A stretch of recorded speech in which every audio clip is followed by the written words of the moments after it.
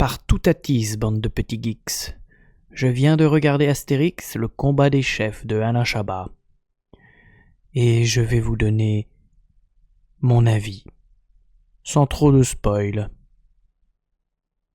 A tout de suite, au lieu d'aller regarder les films X. Popscope. Mets-toi pieds nus et détends ton slip. Eh bien, si certains d'entre vous ne le savaient pas, Alain Chabat a réalisé une série Netflix. Et oui, il y aura beaucoup de X, je vais pas vous mentir. Une série Netflix sur Astérix. Bande dessinée qu'il adore. Souvenez-vous, il avait déjà réalisé Astérix Mission Cléopâtre. Mais là, je pense que, sincèrement, c'est encore un level au-dessus. On est sur le même style d'animation que les films d'Alexandre Astier. Mais là, on est sur une série, quoi. On aurait pu se dire, ça peut être un petit peu en dessous. Non, là, on est très bien. C'est super fluide, c'est super beau, surtout. Les décors sont très très bien faits. Et l'histoire, est nickel. L'adaptation, elle est quasi parfaite. Les dialogues sont aux petits oignons. Pour ceux qui ne connaissent pas la carrière de Alain Chabat, c'est pas forcément un point négatif. Mais pour ceux qui ne connaissent pas la carrière d'Alain Chabat, il y aura des petites rêves que vous n'aurez pas. Ça va pas vous pénaliser pour regarder la série, quoi. Qu'est-ce que je pourrais dire d'autre sans vous spoiler? Les blagues sont...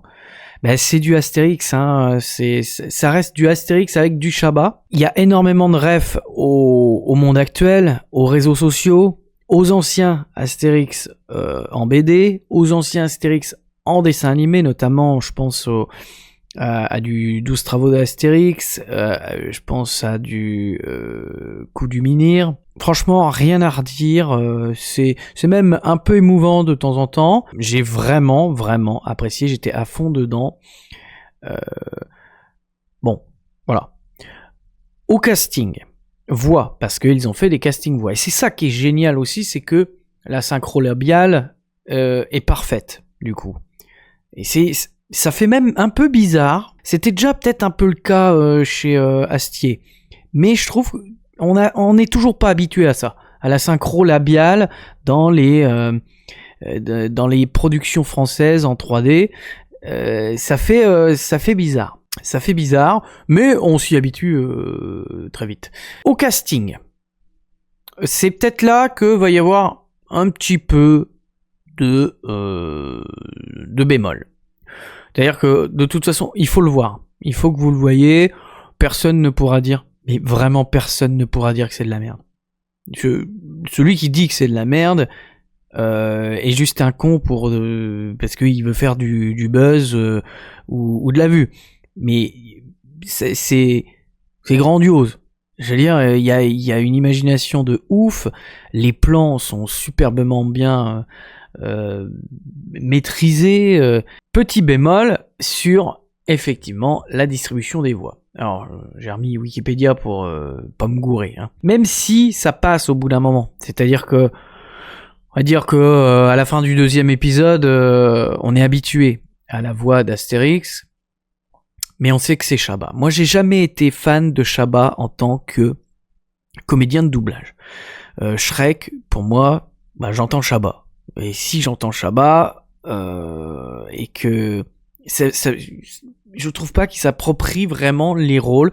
J'adore Chabat, y a aucun problème, j'ai rien contre lui, mais bordel, Astérix, il s'est réservé à Astérix. Alors, ça permet des bonnes blagues.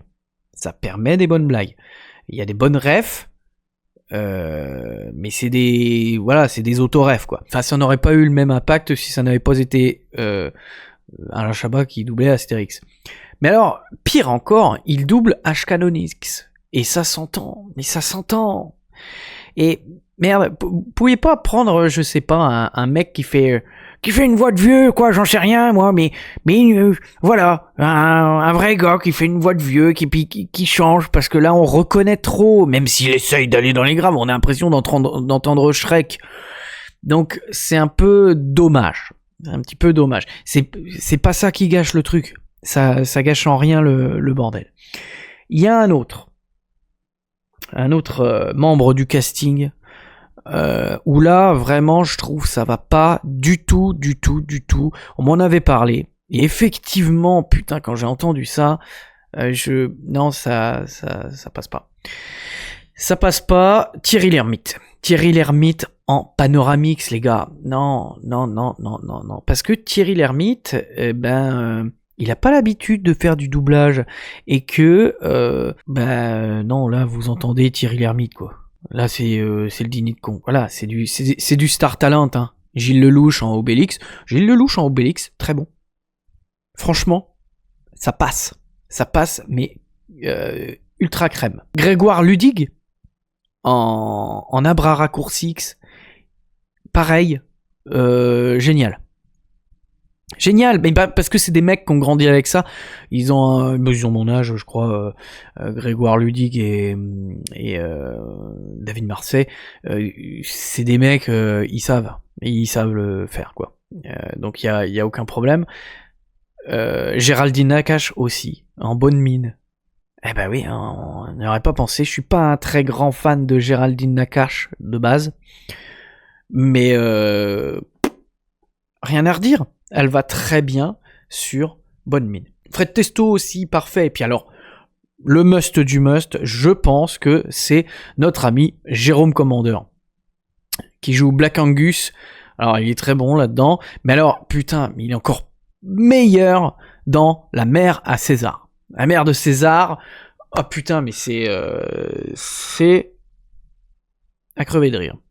Enfin, je trouve. Je l'ai vraiment trouvé top là-dessus. Et je trouve ça bien aussi qu'ils prennent un gars, comme à l'époque des premiers doublages, qu'ils prennent un gars pour faire la voix d'une meuf. Ça, c'est génial. Après tout, il y a des filles qui doublent des mecs. Hein, ou des petits garçons, voilà. Donc je trouve ça absolument génial. Bon, on a aussi Alexandre Astier, Pio Marmaille que je trouve pas terrible d'ailleurs dans cet Automatics. On a aussi du Gérard Darmon, un petit coup de Chantal Lobby vite fait. Faut le savoir. Hein. Mais où sont les vrais comédiens de doublage ? C'est là que j'ai envie de poser la question. Où sont les vrais comédiens de doublage ? Putain, merde. Par exemple, pour Astérix, ça fait quand même 10 ans que Jean-Claude Donda a repris toutes les voix de Roger Carrel. À chaque fois, on nous le met pas. Il a doublé Astérix. Il a doublé Astérix dans tous les jeux qui sont sortis dernièrement.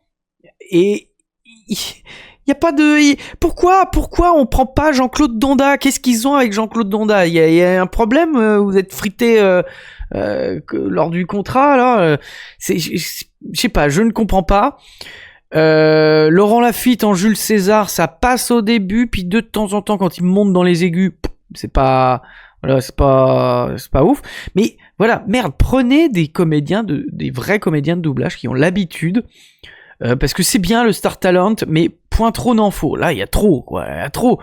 Alors, attention, il y en a quand même des comédiens de doublage. Ah bah oui, super, Xavier Fagnon. Ouais, Xavier Fagnon fait le narrateur au début, à la fin. C'est tout. Barbara Tissier, qui joue Yellow Submarine. Je crois qu'elle a 2 phrases. Et en vrai, je m'en rappelle que d'une. C'est quand même dommage. Non, ça, là, pour le coup, point négatif. Bon, autre point. Alors, c'est pas un point négatif. C'est vrai que les épisodes passent assez vite parce qu'on s'ennuie pas. Comme je vous ai dit, les dialogues sont très bien fournis. Et le rythme est parfait, mais vraiment parfait. Là, je trouve qu'on a la recette parfaite d'un dessin animé à la française, et surtout avec Astérix. Et pourtant, je suis pas un fan des bandes dessinées Astérix. Je préfère les adaptations ciné. Enfin, les adaptations, attention, ciné. Non, les adaptations animées. Les adaptations ciné, non. On a l'héritage de ce qu'on avait avant. Franchement, il y a pas à rougir par rapport aux anciennes productions. Bon, par contre, oui, ça passe très vite. Et si vous vous dites quand vous allez sur Netflix, oh putain, trop bien, je vais me taper 34 minutes de Astérix, calmez-vous, parce qu'il y a 10 ou 11 minutes de générique de fin à chaque fois. Hein. Bah oui, il y a eu du monde qui a bossé là-dessus, donc c'est un peu dommage ça, parce que je m'étais dit, putain, merde, j'en ai pour 2h30 à tout regarder, puis en fait, non, hein, pas du tout. Je crois même que le générique est plus long sur le dernier épisode. Alors, petit trick pour vous, petit tricks, je devrais dire. Autant, bon, les génériques de fin, vous pouvez les passer sur la quasi-totalité, sur les 4 premiers épisodes, on va dire. En revanche, sur le dernier épisode, coupez pas. Il y a vraiment un truc, c'est une idée de génie, je trouve. Mais bon, voilà. J'en dis pas plus. Pour moi, c'est une réussite. Je vous invite à aller regarder cette série. Ça prend pas non plus très longtemps. 20 minutes par épisode. Voilà, il y a 5 épisodes. J'espère qu'Alain Chabat va pouvoir en refaire d'autres. Tant pis, on va s'habituer à savoir, hein, c'est pas trop grave, on va pas dégueuler là-dessus sans arrêt. Franchement, c'était génial. Et en plus, ça se moque vraiment. Hein, il y a des blagues que vous aimerez parce que ça se moque du temps, ça se moque de notre période. Voilà. Ça se moque un peu de notre période et c'est pas pour me déplaire. C'est pas pour me déplaire. Je vous prierai de vous abonner à la chaîne, de laisser un petit pouce bleu, de partager X, et puis mettez-moi une tonne de clics afin de faire monter les vues. C'est tout pour aujourd'hui. Gloire à César qui pue du falzar.